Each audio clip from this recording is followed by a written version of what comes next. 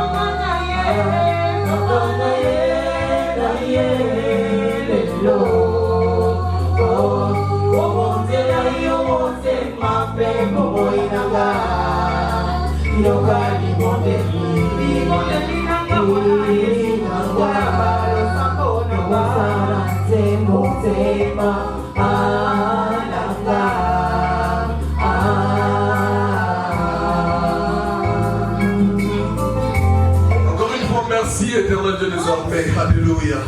Et bien dans la katina bison nzambe na bomboy. Okokisi malobana nzambe na nguya na mokolo ya lelo papa. Alléluia.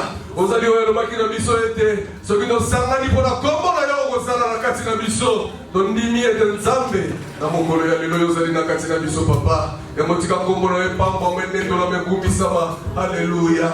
To nzambe na liboso na poto liko yo kamaloba na yo. Malobana zali bilei pour la mission nzambe. Nous te prions éternel de gloire de parler à tout un chacun de nous. Moko na mission nzambe. Ayo kamongo na yo. Moko na mission nzambe. Aloba ete nzambe asolo linangai. Oh Seigneur de gloire, que je ne sois qu'un canal Père par lequel tu passeras. Aujourd'hui encore Seigneur au nom de Jésus-Christ. Alléluia papa. Molimo santu. Merci Seigneur Jésus-Christ. Amen. Solo que la gloire revienne encore une fois dans Nzambe na biso, Nzambe oyo akoka na ye na nyonso. Amen. Nous avons la terme na biso de l'introduction il y a je crois 3 dimanches. Ne vous inquiétez pas pour votre vie.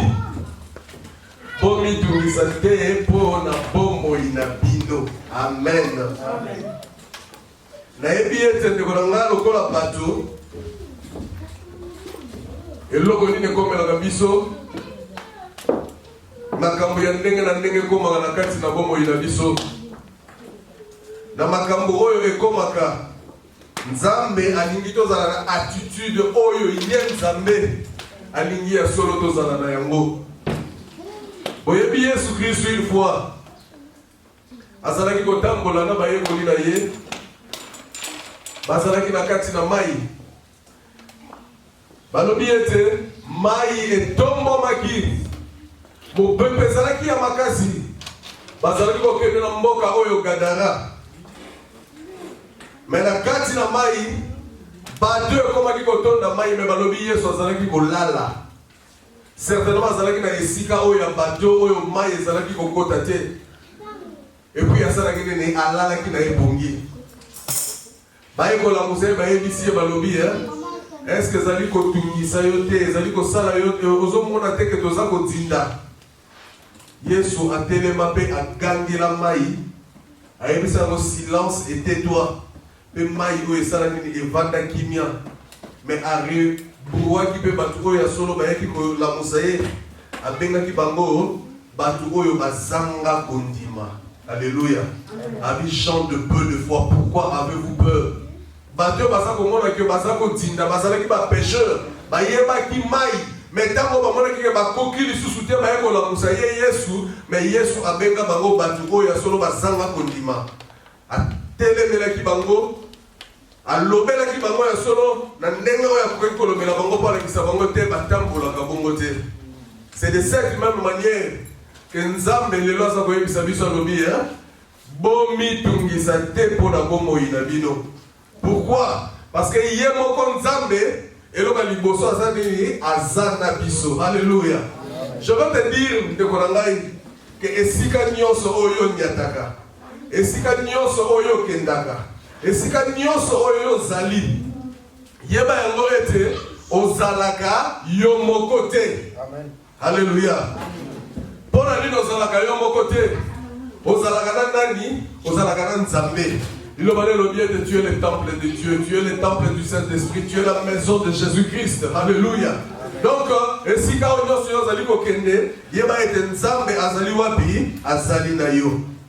Donc, ndeko na nga na mateya oyo elekaki, to comprenaki une chose, que Nzambe ndenge nini ye amondelaka mokili. Mokili Nzambe amonaka yango comme un lieu oyo ya solo ezali na mabe nyonso, ezali na ténèbre, molili nde ezali likolo na yango, ezali ndenge Nzambe asalaka ndenge Nzambe amonaka yango.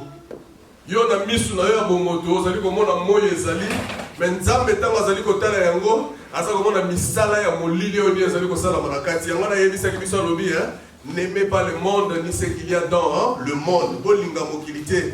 Donc après avoir compris que ndenge wana nde Nzambe amonaka yango, et après avoir compris mpo na nini ye Nzambe ayebisaki biso ete tolinga lisusu mokili te, il faut donc comprendre une chose ndeko na ngai, que Nzambe wana soki aza koyebisa biso bongo, aza komona mokili esika moko ya mabe oyo alingi bana na ye bazala kuna na kati te, ayebisi bana na lobi bolinga yango te, mpo esika wana ezali ya bino te. Bino ba oyo ya ngai alobi bozali ya nini? Bozali ya mokili oyo lisusu te. Alors ye Nzambe azoloba tozali ya mokili oyo lisusu te, azali Nzambe oyo azali kobongisela biso esika moko oyo ya mutuya, esika moko oyo wapi ye akolinga biso tosala nini? Tozala. Yango na Yesu Kristo ayebisaki bayekoli na ye, alobi nazali kokende epai ya papa, epai ya papa na ngai bisika ezali ebele na kei kobongisela bino nini? Esika. Esika wana Nzambe alingi nini? Biso pe tosala nini? Tozala.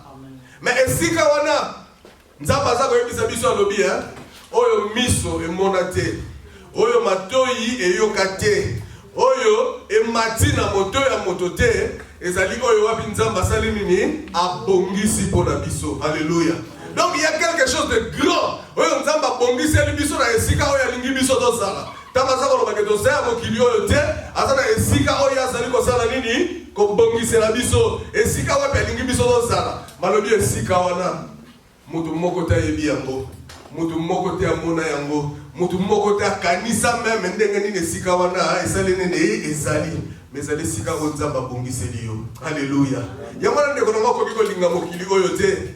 Azali Nzambe azabebisa biso alobi lokola bozana na kati na mokili bino ba oyo ya ngai eloko nini nga nasali nazwi molimo mosantu na pesi bino molimo mosantu lokola nini lokola deposit. Haleluya.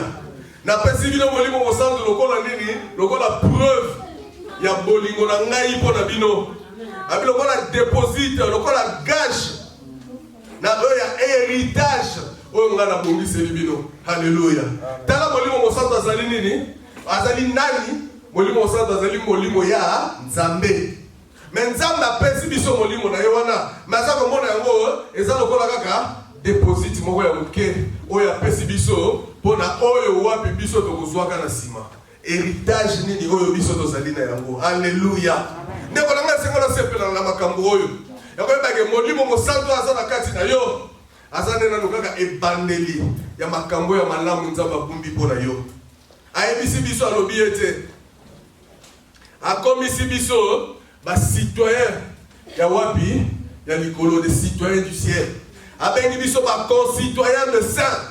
Haleluya. Tozali elongo na basantu biso nyonso tokomi banini ba citoyen oyo ya likolo batu oyo bazana droit kovanda na likolo alors que tozali awa nano na se ezali yango nde Nzambe asali nene asi abongisi mpo na biso asuki wana te ayekolobela komoko mosu ya motuya alobi tozali co-héritiers du Christ, des héritiers de Dieu et puis des co-héritiers du Christ. Nous avons makambo eza motuya oyo Nzambe abombeli yo. Tala Yesu Kristo bilo liloba na Nzambe ezali koloba ke nyonso ekelamaki na nani na ye Yesu na nzela ya liloba. Yesu azali liloba, donc nyonso ezali ya Yesu. Amen. Mais Nzambe ayekobakisa yo na kati na yango alobi nyonso wana oyo ezali ya Yesu wana ezali pe ya nani ya yo. Alleluya. De yango wana ndeko na ngai tosimba maloba oyo tolinga mokili oyo te totala mokili oyo lokola Nzambe azali kotala yango. Okomona Paul ye koyebisa biso clairement na Colossiens 3 totanga ngo Colossiens 3 1 na 4. Colossiens 3 1 na 4.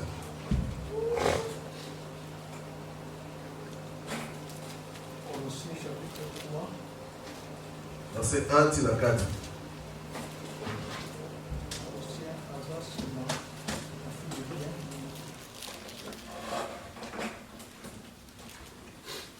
Colossiens chapitre 3, verset 1 à 4.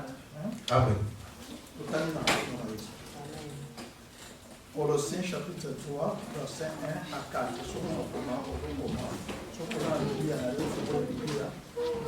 Colossiens chapitre 3, verset 1 à 4. Nathaniel. Si donc vous êtes ressuscité avec Christ, cherchez les choses d'en haut, où Christ est assis à la droite de Dieu. Verset 2. Attachez-vous aux choses d'en haut et non à celles qui sont sur la terre. 3. Car vous êtes morts et votre vie est cachée avec Christ en Dieu.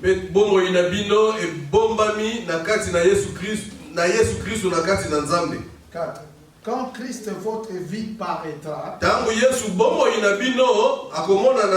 alors vous paraîtrez aussi avec lui dans la gloire. Alléluia.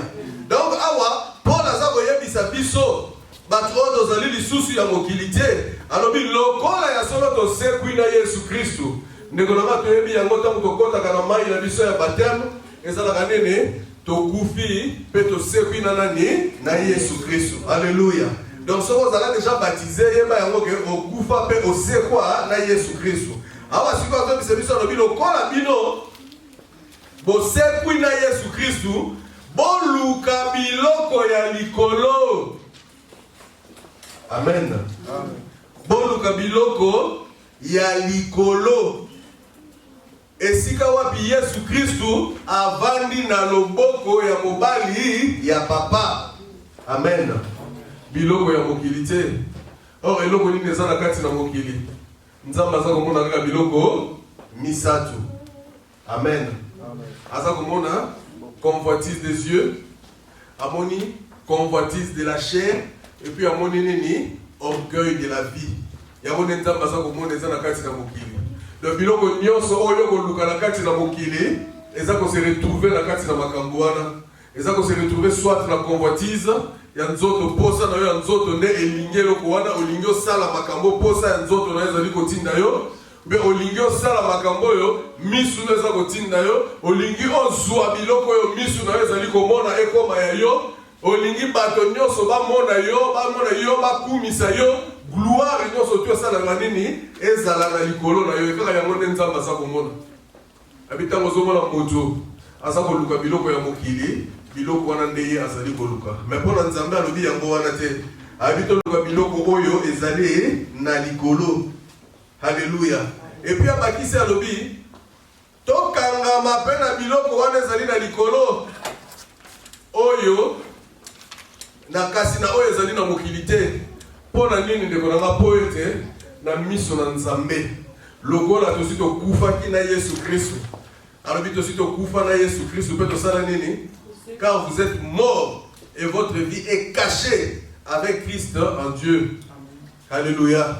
Bomoi na yo ndeko na ngai na mokili oyo mpona nzambe soki yo si ondimeli Yesu Kristo alobi osali nini okufi mpe azwi bomoi na yo oyo eza na kati na Yesu Kristo abombi yango na kati na ye moko nzambe. Donc motu nyonso oyo akoluka koya kosala yo mabe esengeli abanda koleka na wapi? Akende na kosimba nzambe. Yango na nzambe aloba oyo akosimba yo asimbi wapi? La prunelle de son œil. Alléluia. Yango na mutu ina ngo kosimba ndeko na ngai. Azali te. Donc tozala bato yo, tozali kobanga te, tozala bato tozali komitungisa te. Mais ba yebisi to alobi tango Yesu Kristo ya kosala nene akomonana biso pesi eloko ni kosala ma biso pe lisusu tokomonana na kati na kembo. Amen. Amen. Donc ndeko na nga to comprendre que le meilleur est encore à venir. Ebele ya malamu ezana nuna liboso na biso ndeko. Yango wana totala mokili oyo te. Totala oyo wapi nzamba sale nene abongisi po na biso. Wapi nzambe alingi biso tozwa. Donc tosala awa na mokili kaka volonté ya nzambe eloko mosusu te. Poto koka kozwa oyo wapi nzambe abongisi po na biso. Donc soki to comprendre makambo nyonso tolobi na likolo awa. Eloko ni tozali komona tokoki ko comprendre directement tina nini Yesu aloba nene tomitungisa te. Amen. Alobeli biso clairement na Matthieu 6 25 tina 31. Totanga yango Matthieu 6 25 tina 31. Yango dinga na yebisi bino. Ne vous inquiétez pas pour votre vie, Omitungisa te po na bomoi na yo. de ce que vous mangerez, ni pour votre corps, Omitungisa te po na oyo okolia pe po na nzoto na yo. de quoi vous serez vêtus. Oyo wapi yo kolata. La vie n'est-elle pas plus que la nourriture, Bomoi eleki biloko ya kolia te. et le corps plus que les vêtements? Pe nzoto eleki bilamba te. 26.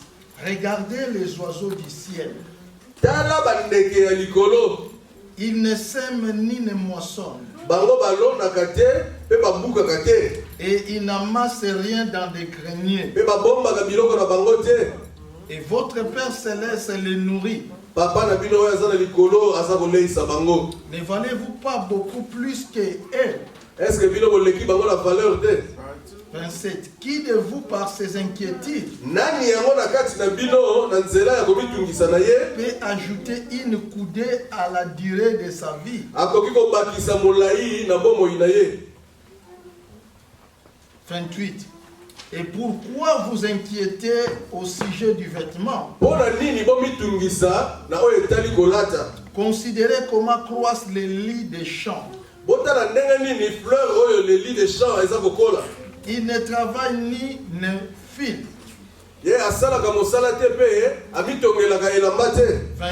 29. Cependant, je vous dis que Salomon même, Yango na yebisi bino ata kutu Salomon dans toute sa gloire, n'a pas été vêtu comme l'un d'eux. Si Dieu révèle ainsi l'herbe des champs, qui existe aujourd'hui et qui demain sera jeté au four, ne vous vêtira-t-il pas à plus forte raison, Jean de paix du foi?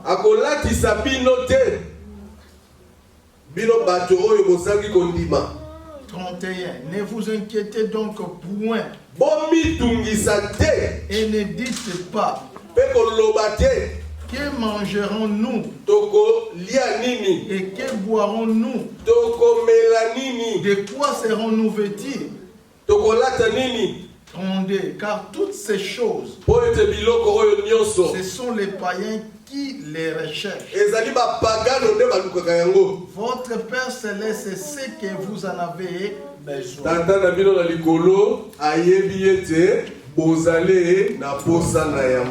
Alléluia. Quelle conclusion. Parole du Seigneur. Amen. Qu'est-ce que nous voyons ici? C'est le Seigneur qui est en train de parler. Le sermon sur la montagne. Yesu amkendeki batu balandi ebele balobi amati na mwangomba ebonga salini abandi kote ya batu. Na makambo ya lobaka na mokolo wana ezali pena oyo ezali na kati ya ebisi batu alobi bomi tungisa te. Balobi mokolo wana salaki nene amati likolo ya ngomba ebonga salini ne avandi. Po alingaki ya solo batu oyo bayoka ye malamu. Abandi ko ebisa bango lobi bomi tungisa te pona bomoi na bino. Mais lelo oyo ebele na bato bazali komi tungisa ka pona bomoi na bango. Mais ici nous voyons parce que tozali bana ya Nzambe. Il faut to landa oyo pinzambe sali nini alingi. Makambo ebele ndeko na ngai tozali kozwa yango te epai na Nzambe pona nini toza kosala oyo Nzambe alingi te. Nzambe alingi batu oyo batambolaka kolandisa manene na maloba na ye. Awa tanga lobi komitungisa te mpo na bomoi na yo ndeko na ngai eloko banda kosala ezali yango wana mitala. Eske ya solo yo omitungisaka to omitungisaka te? Soki omitungisaka c'est déjà quelque chose oyo ezali kosala oyo ezali malamu te na liboso na Nzambe. Et puis alobi bomitungisa te mpo na bomoi na bino mpo na oyo bokolia ou bien pour la oeuvre pour ça la nene bokolata comme tu ngisa te pour na yango azu ba exemple oyo apesi avant peut-être qu'un exemple de konanga il y avait quelqu'un ici na kasi na mboka oyo un Ghanéen azalaki kosala musala makasi donc il travaillait vraiment azalaki genre ya batu oyo omona ke alala kaka entre les deux misala.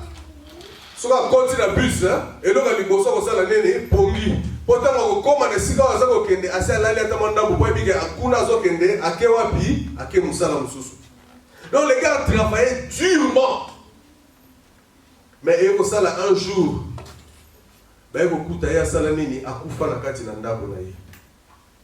on a cherché à savoir ce qui s'était passé. Parmi ma cause, on a que Azalaki Kolia Piente. Certainement, azalaki na ba projet belé, makambo belé oya lingaka sala. Yango ne tindaka sala nene a négliger nzoto na ye po akwa kozwa eloko oye alingaki yazwa. Mais awa esala nene esukela ye mabe. Ndeko oyo atiki 50,000 livres na kati ya compte na ye. Mais ekomi ya nani ba pesa yango ndeko na ya mwasi oya azalaki awa. Mais yesi koyo asalaki musala wana bongo pona nini? Amitungisaki bongo pona nini? Soki ayebaki alingaka loba nene, bomi ata ye moko asala nene, alia mbongo na ye. Donc ndeko na ngai, ndeko oyo amitungisaki. Benzama yebiso alobi non, bomitungisa te. Na oyo bokolia pe na oyo bokosala nene, bokomela. Eza na Paul il y a dans Philippiens 4 verset 6. Paul a dit biso boya lobi ne vous inquiétez de rien. Donc, Bobi Tungisa, Atana eloko moko te. On a pour inspiré par le Saint-Esprit. Donc, à quelqu'un qui moko na oyo yeso alobaki. Mais à baki c'est vraiment explication moko pour comprendre yango malamu. Yesu alakisaki biso yango na nzela ya biloko ya kolia pe na komela na kolata. Mais hier biso alobi ezali pona biloko nyonso komitungisa te. Siko awa alobi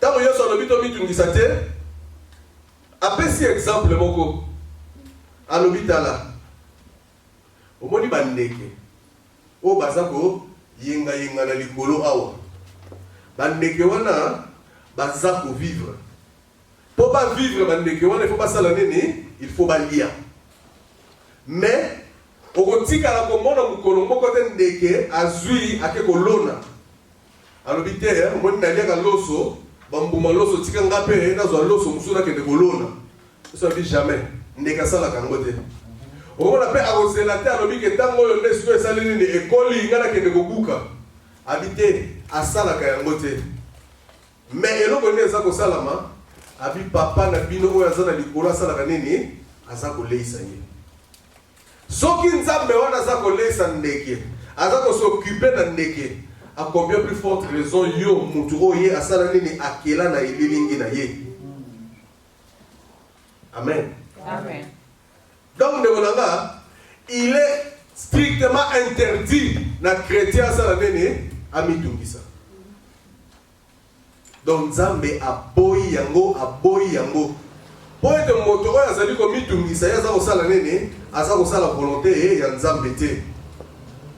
Mo Kristo abengami atambola ndenge nini atambola par la foi. 2 Corinthiens 5 verset 7. Nous ne marchons pas par la vue, mais nous marchons par quoi? Par la foi. Mon Christ abengami atambola par la foi. Ici, en d'autres termes, il dit que abengami asa la confiance dans Nzambe. Et le Nzambe alingi kaka yango wana. Alingi osala nini? Osala ye confiance. Pour la nini ndeko? Ba inquiétude. Et ça la nini? Eko étouffer maloba ya Nzambe pour ekola te na kati na yo. Toyebi maloba na Nzambe pour na biso za lokola sémence. Jésus Christ une fois pesa lisese oyo.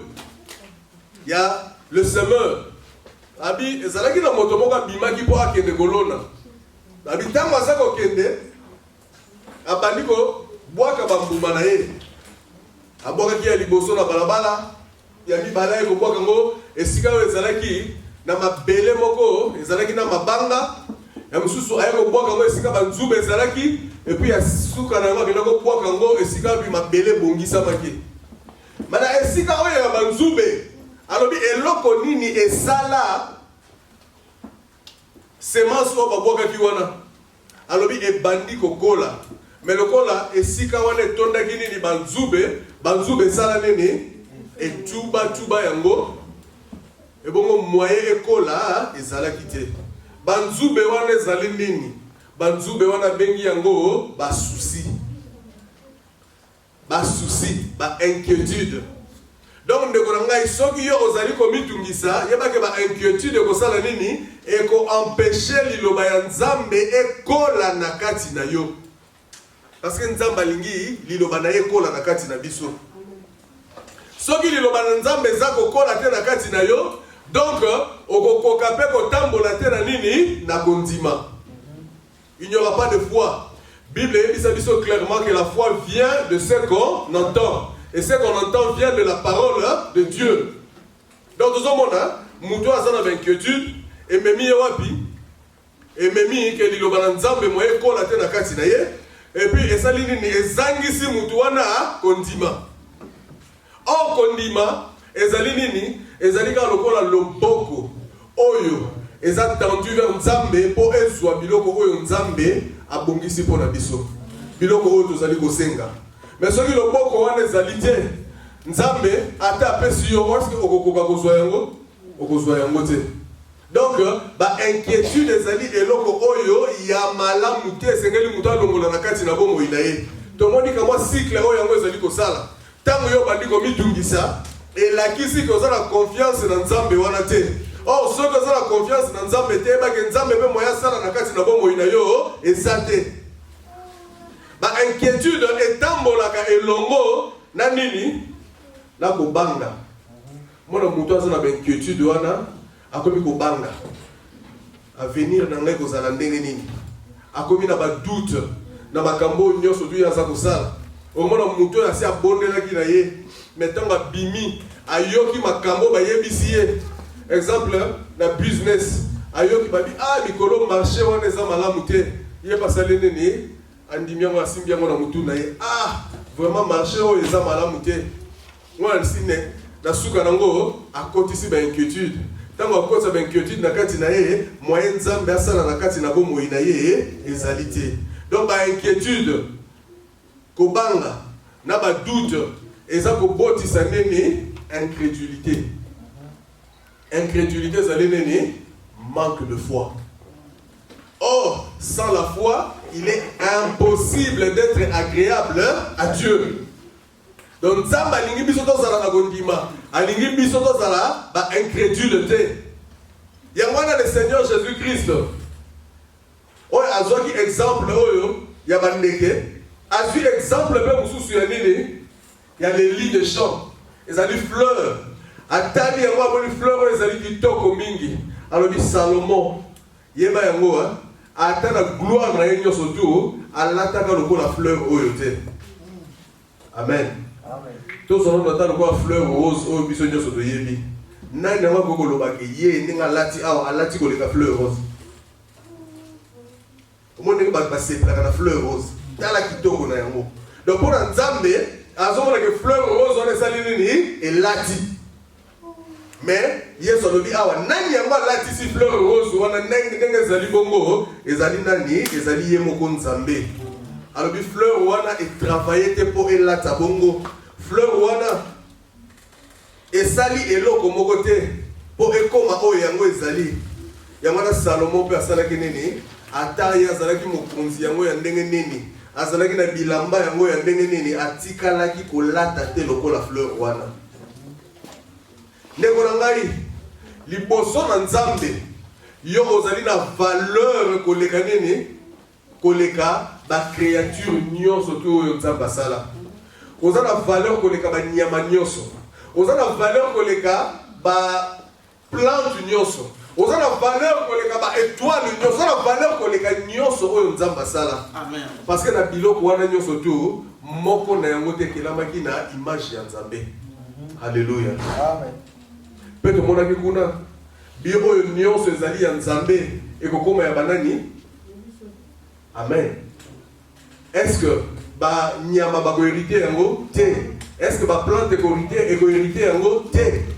Ba oyo ba hérité yango ezali biso. Donc toza na valeur oyo vraiment ya suka te liboso na nzambe.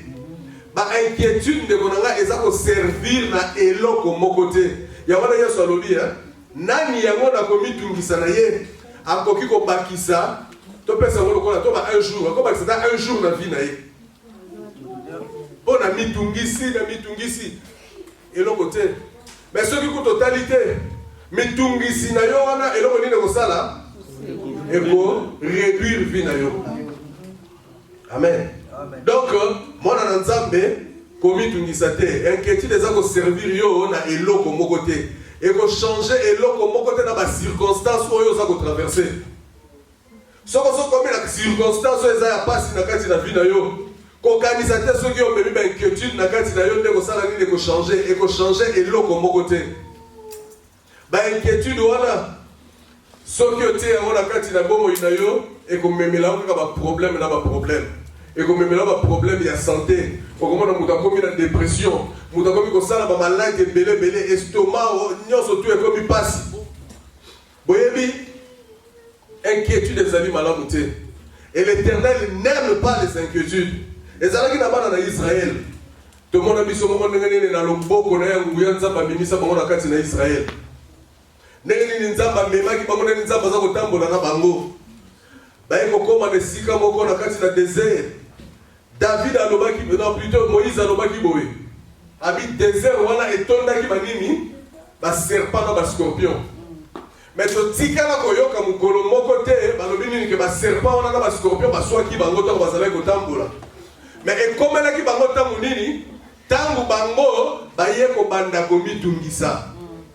Bayebisi Moïse babi tozalaki na biso malamu kuna tozalaki kolia domemi biso awa tozana maite tozana biloko ya kolia te et pourtant bato bazalaki na mane zalaki kopela bango chaque jour bazalaki na bandeke onza bazalaki kotindela bango chaque jour tango balobi yango liboso na Nzambe babi Nzambe atombokela bango et c'est là où Nzambe asala nene afungoli nzela banyoka baya kosala ne babanda kuswa bango. Et pourtant, parce que quand on a kati de sika wala banyoka batika naka kuswa bango te. Ndeko na inquiétude des âmes bé. Et ko fungola nzela ko Satan aya ko simba bomo ina yo. Amen. Amen. Donc, banyoka baya kuswa bango jusqu'à ce que baleleli lisusu Moïse la leleli Nzambe bisi Moïse sala nene un serpent d'airain. Donc nyoka moko oyo ya libende oyo tango mutu nyonso akoswama na nyoka asala nini atala atombola miso na ye atala kaka le serpent de rein eloko nini ekosala akobikisama ezalaki nango kaka image ya nani ya Yesu Kristo oyo azalaki koya lelo oyo ntango oza na inquiétude eloko wapi esika nini osengeli kotala tala Yesu Kristo. Alléluia. Ntango yo kotala Yesu Kristo eloko nini ekokoma solution na yo ekoya ndeko na ngai. Donc ba inquiétude oyo ezali ya biso bana na Nzambe te ezali ya banani ya bapaye bango baza na Nzambe te bango bayebi makambo ya kondima te yango na botikela bango makambo na ya komitungisa biso ba oyo tozali ya Nzambe tokoki komitungisa te. Yesu aye koloba lobi ya bolobaka te na kati na bomoi na bino nakolia nini nakolata nini nakomela nini maloba oyo pona ye Yesu Kristu ezali ko dénoter na nini na incrédulité ezali ko linga koloba ke ozali kotalela Nzambe wana te.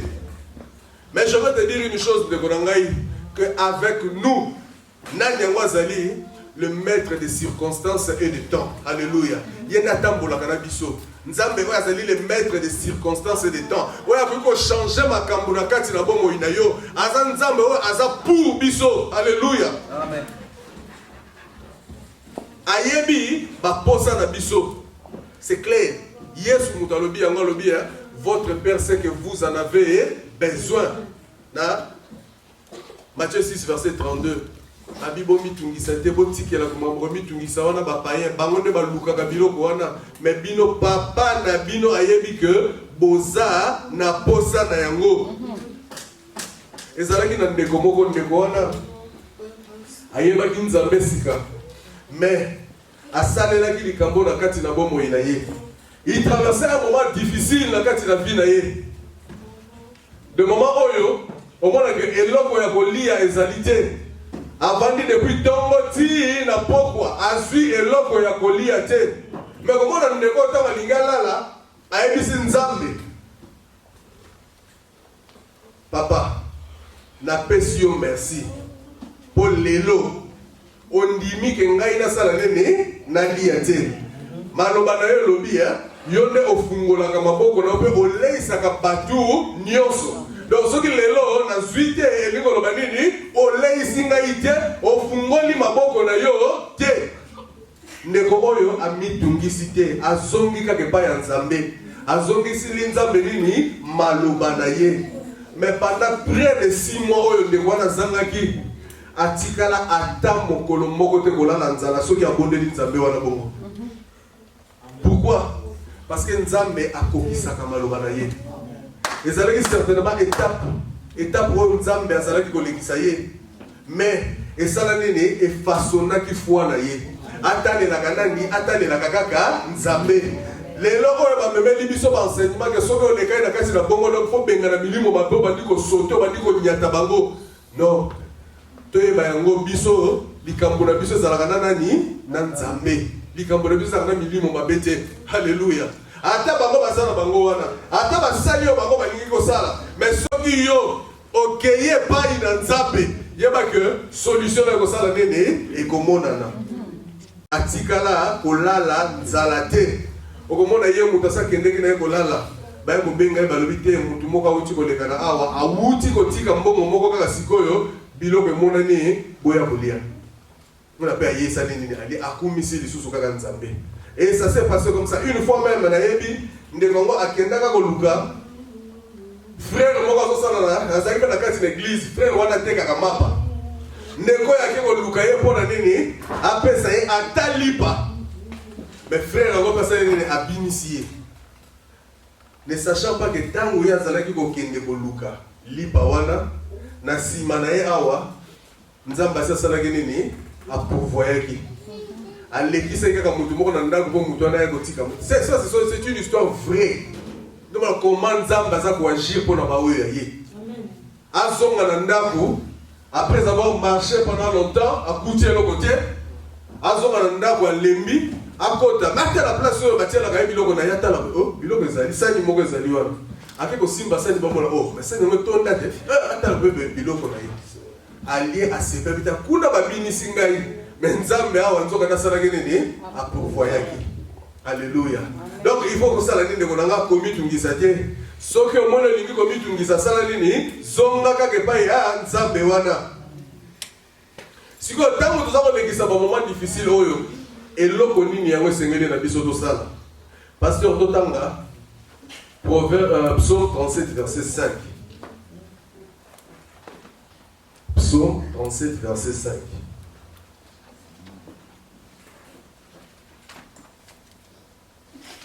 Psaume 37, verset 5.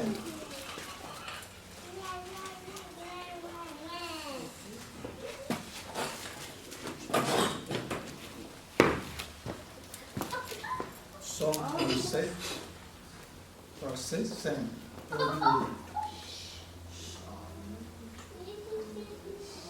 Psaume 37, verset 5. Recommande ton sort à l'Éternel, mets en lui ta confiance et il agira. Amen. Et ça me cousse, hein? Et puis, mon union soit au Kangango. Et là, comment la ligne, mon union soit Kangango na vie na ye. Et ça, on a une étape où yo et sengeli sala. Alléluia. Donc, on a awa et là, on a une moto et sengeli a sala. Tant que ça les canards na ba problème, azana ba situation ezali difficile. Azaka mona tant musu makambo za ko marcher te, makambo za ko kende te lokola ya lingaki. Et loko nini esengeli na ye asala. Et loko ya liboso o Bible yebi sala biso ezali nini to fixer miso na biso pa ya nani. To fixer miso na biso na ba problème te. Hébreux 12 verset 2. Et si to fixer miso na biso e pa na Yesu Christ. Oya zali nani auteur ou bien chef ou bien consommateur ya nini ya foi na biso. Amen. Donc misu na yo na ba problème ezali ko tungisa yo te. Misu na yo na nini na Yesu Kristo. Eloko ya liboso yango wana. Ya mibale na yango tozongi siko na psaume oyo 37. Balobi nini? Remets ton sort à l'Éternel. Amen. Zongisa makambo na yo nyonso tu epai ya nani epai ya Nzambe. Amen. Kabela ye makambo na yo nyonso. Makambo na yo nyonso epai ya nani epai ya Nzambe. Donc ça veut dire tout simplement quoi? Qu'il faut prier. Amen. Ko prier yango lokola Paul azaba yebisa biso tango ya lobi ne vous inquiétez de rien. Paul ye ayebisa biso alobi to sala nini? To présenter dans Nzambe ba problème na biso comment?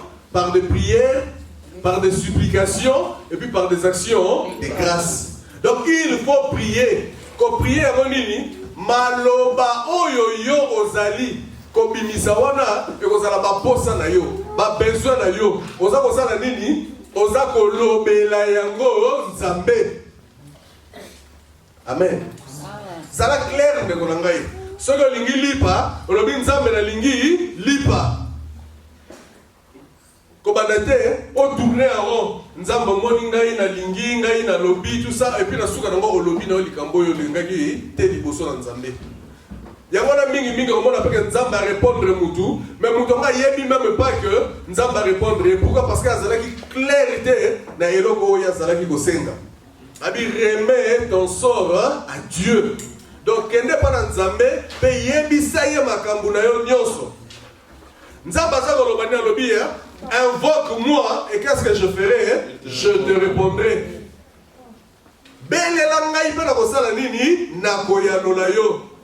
Azali nzambo azali koyebisa ya lobi venez à moi vous tous qui êtes fatigués et chargés et qu'est-ce que je ferai? Je vous donnerai du repos. Mais c'est ngeli yo sala nini oya. Soki boyi na oya o memi na makambo na yo o boyi ko yako kitisa yango pa ina ye ako kitisa yango ndenge nini nzamba force ka mutu te nzamba lingi osala oyo wapi ya lobi yango na 1 Pierre ezako bisa biso lobi déchargez-vous sur lui de tous vos soucis. Skamata ba souci na yo, mema yango wapi et pas inaye, yaka kitise la ye yango. Abi déchargez-vous sur lui de tous vos soucis car nzamba naza kosala nini? Il prend soin de vous. Amen. Mais ceux qui ont été, oyo kotikela été, moi pe ya prendre soin na yo et kozala te. Donc tout ça est clair dans kati na makambo oyo. Ya liboso ezali nini ya mibale na ngona lobi plutôt ezali nini remets ton sort. Prie Dieu. Memela ye makambo na yo. Makambo eza kotungisa yo kende kolobela yango nzambe. Eloko eza kozangisa yo pongi wana kende koyebisa yango nzambe. Ebongo na suka na yango sikoyo ba yebisi so lobi sala nini mais maintenant en lui ta confiance. Après avoir parlé et l'on dit au Seigneur sala, si vous salez nzambe on a confiance de. Au moni ce que kiye pas ya mutu oyo moni ke mutu wana toki ko sunga yo. O komi e pa inaye, o yebisi ye makambo na yo. E bongo na sima na yango andimi makambo na yo. Ayebisi yo OK na yoki yo. E loko ndi ko sala.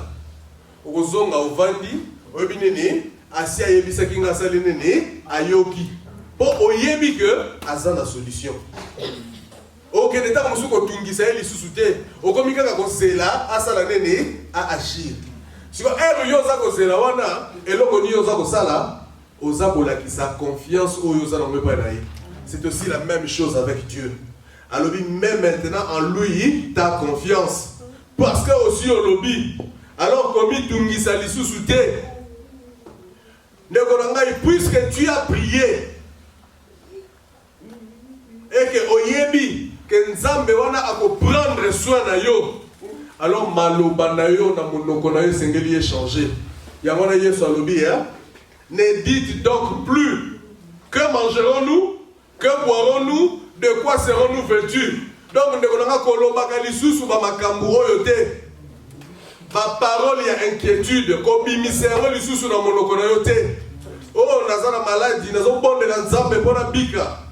Ah, namoni maladie oyo ekosila nango kaka te mpona si nabondeli mpe mingi me namoni eza kochange te maloba oyo eza kobimisa wana nzambe akosala nango eloko te mpona nini nalobi yango mingi nzambe azwaka maloba na biso mpe asali nini akokisi yango.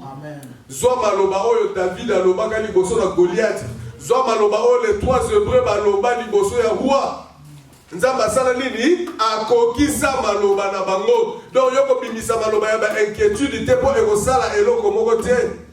O te nazomona avenir na ngai ezali sombre. Nazomona moyen te. Mona banzela nyonso ekangami. Ne parle pas tes inquiétudes. Il faut parler la foi. Alléluia. Kete na sina tikeli yango nzambe na ndimi ke nzamba akosala nini akosala. Naza kozela komona ndenge nini nzamba aza kokokisa yango. O tenga na moni makambo nyonso kotambola lisusu te na kati na bomoi na ngai. Ne parle pas tes inquiétudes. Koloba tie o situation oyo namoni tokomi nango na kati na mboka oyo, ah namoni que non, on ne s'en sortira plus. Non. Lokola lelo bato ebele bakoma koloba, ah mboka oyo baby hein, mboka oyo baby hein. Pona yo oza ya Nzambe, mboka ebeba na yango te, yo eloko moko te eko changer pona yo. Alléluia. Amen. Pourquoi? Parce que on simbi yo azali le maître des circonstances et de temps. Akoki ko faire changer makambu nyonso kaka pona yo. Amen. Amen. Donc ndimela Nzambe wana salela ye confiance. Maloba oyo nyonso na ba maloba oyo nyonso tu ya boye ndenge na lobi wana ndeko na ngai ezali kolakisa kaka nini incrédulité oyo ezali manque de foi. Or sans la foi il est impossible d'être agréable à Dieu. Donc yo mutza déjà ozo sepelisa Nzambe te eloko ndeko zo yango pa na ye. Mais parle plutôt la foi. Amen. Amen. Alors seulement ndeko mona nini Nzambe akosala. Soko sali Nzambe wana confiance. Okomi ko loba maloba oyo esengelaki yo loba. Kolandisama na maloba na ye. Ata esuki ngai na yebike ngai na suki te. Po oyo ya ngai azali le maître des circonstances et des temps, azali le Dieu de l'impossible. Na yebike ngai na koki ko suka te. Po ye Nzambe afungolaka nzela ata ne bale. Oza ko lobaka makambo ya bongo ndeko na ngai, tu parles la foi. Okomona loko sala nene ekokokisama. Balobi nene alors seulement Dieu a kosala nini akoagir. Omoni yango te ba étape ngo. To bandi o fixer misu na yo pa Nzambe na mix na ba problème te. Ozongisi makambo na nyonso pa ina Nzambe wana. Osaliye confiance. Et bon on a suka na Nzambe wana sali nini asali. Donc soki yo ozongisi liete. Osaliye confiance te Nzambe na pa akosala te. Tant que nous avons été abondé mingi na sina yebisa yango nyonso. Mais là vous êtes à la nene partie oyo akosala ye confiance yo sala ka yango te. Yango na troisième partie ye moya sala ngo ezalité. Amen. Amen. Zongisa sala confiance et bongo ndeye Nzamba akosala nini akosala. Action ou la réponse de Dieu ezako dépendre na attitude na yo. Ndenge nini yo zali liboso na Nzambe wana ndeko sala ke Nzambe apesa yo réponse. Alléluia. Amen. Donc inquiétude égale quoi? Tango bandi ko mitungisa yeba ke inquiétude égale quoi? Égale manque de foi. Et bon ceux qui manque de foi ezali ko landisa mana nene na réponse ko zala te pa ina Nzambe. Amen. Amen. Inquiétude, manque de foi, pas de réponse à la prière. Amen.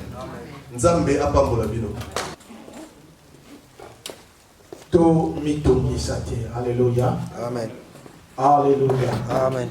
Nani na kata ko mitungisa na ye akoki ko bakisa mokolo moko na kati na vie na ye. Azati. Alléluia. Amen. Eza ba mateya moko compliqué te mais très simple. Alléluia. Amen. Pour comprendre que interdiction eza makasi na ba komitungisa na kati na biso. Donc soko mitungisaka en tout cas Nzambe azoko interdire yo otika komitungisa. Alléluia. Amen. Na Matthieu chapitre 6 wana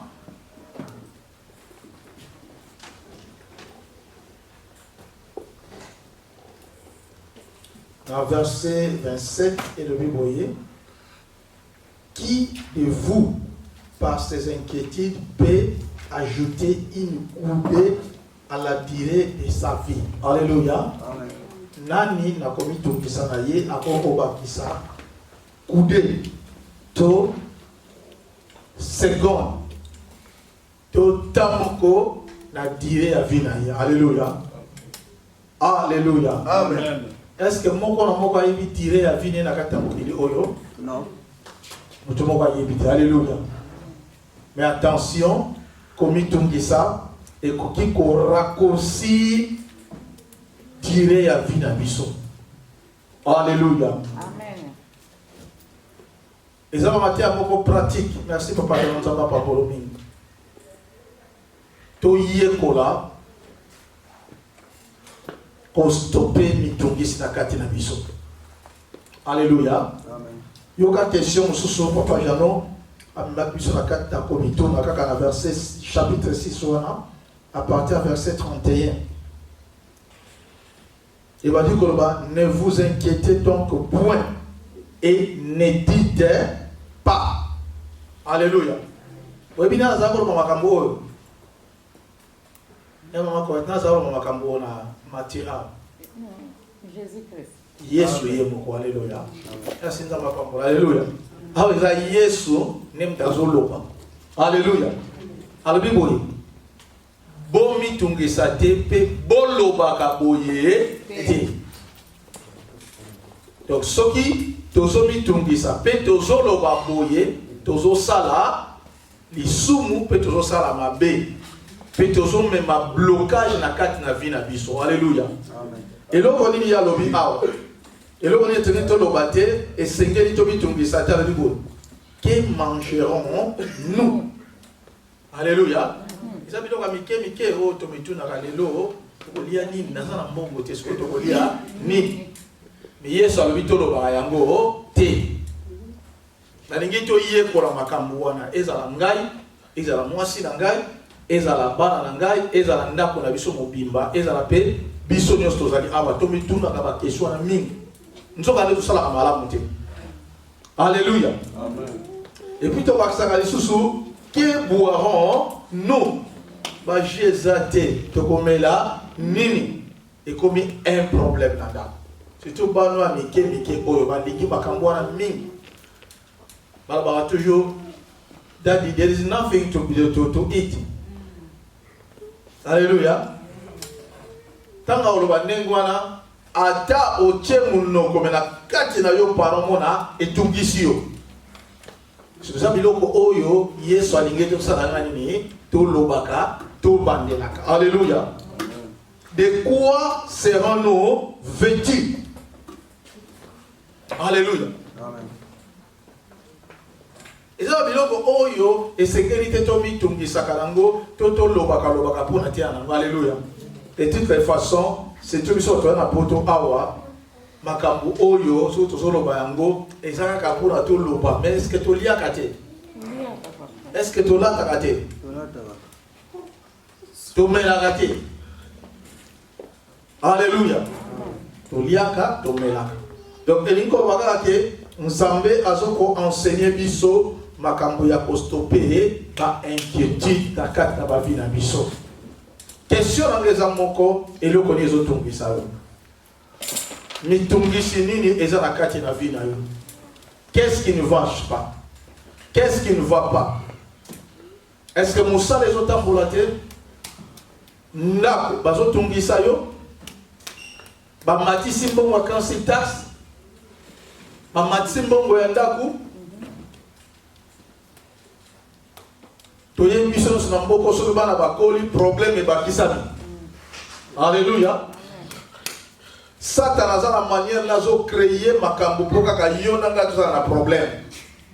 Alléluia. Amen. Mutako sauté. Na ba moko to ya tanto mandako ya poto to mandako kasaka soko na poto makambo nyo soko za na kimia. To kasaka nengona. Mais au contraire, to mandako ngwa makambo so que les penza passe. Et makambo yeso zo pekisa biso sont des réalités où eza ko se dérouler la carte de la vie na biso. Mon côté carte na biso a kolobake likambo ke zo telemela yité. Alléluia. Donc ça ba réalité tant tozo te ya tozo kolobate ke ezate ezalaka. Mais nzamba bi na biso na carte na makambo o ezalaka biso to mitungisa pona tina nango te. Ata mbongo ndako emati loba nzambe akosunga ngai na ko s'en sortir. Amen. Alléluia. Ata kansi taxe mati nzambe akosunga ngai na ko sanene na ko s'en sortir. Tozwa ngambo o to tikela ngo nzambe parce que yemta yebisi biso to mitungisa te. Alléluia. Est-ce que tu as pas nzambe? Amen. De quoi tu as pas nzambe que yen nzambe na maloba na biso mitungisa te. To tikela ngo maboko na. Alléluia. Et le quoi la course akate solution ko zo pour atena na ndako na yo pour atena na libota na yo pour atena na bana na pour atena makambo ezo tambola te. Alléluia. Pourquoi? Parce que mitungisi ezo boma batu ebele.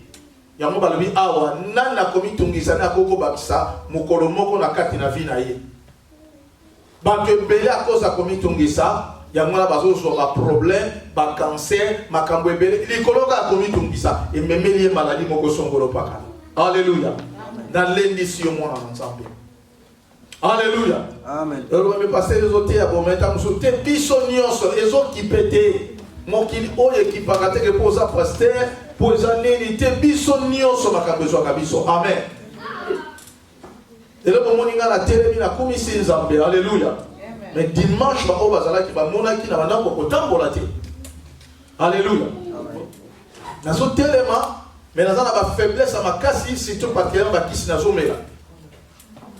Mukongo esala kinga mobulu mama blandi dimanche passé oyoke la ngamba wanga papa na bino nazoli la lokola mwana muke na yoka pasi moko oyo nano nana experimenta pasi wana te. Alléluia. Mais lingomba bino ko bosane ko bonde ko na tia ngai ko bosane ko bonde ko na tia ngai batu nyoso ko bonde ko na tia na sala kinza de confiance et la preuve est que la gena ko end up na emergency mardi utakoleka nazo kokate nazo kokosala eloko moko te donc so nga pas nazo pousser ba cri obi me oyo nengeni mais naza pasteur ya mwana na ibisa kabatu to tika kokosa bato ke o mosali na nzamba bela kate mwana na nzamba bela kate to tika kokosa makambo wana ba réalité wana ezali siko sengela kila nga pasteur nandi make nzamba sana bomo. Alléluia. Amen.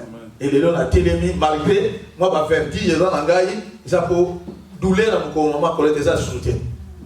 Na so ka soutien na ko télé ba bonde la so télé na télé na déplacer malgré ba faiblesse moi so me na ba kisi moko et c'est un peu ma casse. Alléluia. Et puis na ça so na meli ki so na niki pongi. Oyo ka pongi penza mati degré azo kenge. Alléluia. Amen. Mais na ça la confiance en Nzambe. Alléluia. Na ko vivre tant de molai. Ce que ça qui attaque, Satan a vu un échec. Alléluia. Amen. Ce que ça qui nini a vu un échec. De toutes les façons que je derrière ma capuno ça m'a besoin comme la mission là dans simana molani. Satan, nous t'avons ça ôté. Et ça c'est pour mouvement pour Nazara qui awa. Tout la kaka distance ya oyo, ndenge Nazara awa. Na kwa Nazara qui peut boy. Chiko na gumba mi boy, that's a problème. C'est pourquoi imaginez. Nazara awa. Combien de distance ça m'a collègue? Distance ka oyo. Un peu pour le faire ça a. Quand on a sali mouvement ya boy, quand on a ça on a sali mouvement boy, problème. On a qui na si en haut l'hérité ici. Alléluia. Donc derrière ma communion sur mutata simana ne Satan alingi biso te azo mundisa biso azo lokaba problème belebele. On a sikoli lo bana nzambe zo recommander biso sikoyo biso to pesa ye accepter. Ata pas yeye mengana ndi makenaza na nzambe. Ata problème ena ndako mengana ndi makenaza na nzambe. Tant que zo batoza na nzambe, nzambe siko sa nini, azo zo contrôle, azo longola pe, azo changer makambo pour na bolamu na biso. Bibelobi makambo ne se comme la kabiso za la kambo na bolamu na biso. Toutes choses concourent au bien de ceux qui aiment, hein? Dieu. Alléluia. Nzamba lingaka yo. Et nzamba so kundela yo. Amen. Nzamba so pambola yo. To banga makambo zo de kana mboka oyote. To banga Brexit te. Amen. Bible dit tout lieu que foulera la plante de vos pieds, je vous les donne. Yem ta pesa que biso se ko on y ata awa, a pesi biso sikawa. Alléluia. O salaka sala. Alléluia.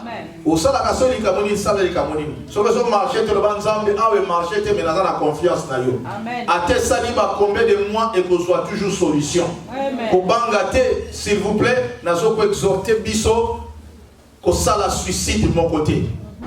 Komi bomate. Alléluia. Ko lakela pe bana na yo mabe te. Ko boma pe eloko mon côté. Alléluia. Amen. Sala o esengelo sala kuna lokumo na ensemble. Après j'en nous envoie pas pour le message oyo et que droit na mitema na biso pas pour biso. Alléluia. Amen. Nzamba pambola yo mingi koleka. Amen. Donc to komisi nzambe pour te nzamba lingise to mitungisa pe to mitungisa te. Ya mwana ko bonde le pa na nzambe bi nzambe à partir de matin on a yoki na longoli ko bitungisa na bomoi na ngai problème so za na ngonza mbe pesa ka solution pour natila nango. Alléluia. Amen. Alléluia. Oyoki na mala. Amen. Atelo ko moko so mona zo marché ezala na bana, ezala na ndako, ezala place nini makabezo tambola te, yebisa nzambe na ko mitungisa suluté. Na sali yo confiance. Tokangi ni so sto bon de la nzambe pour na maloba oto.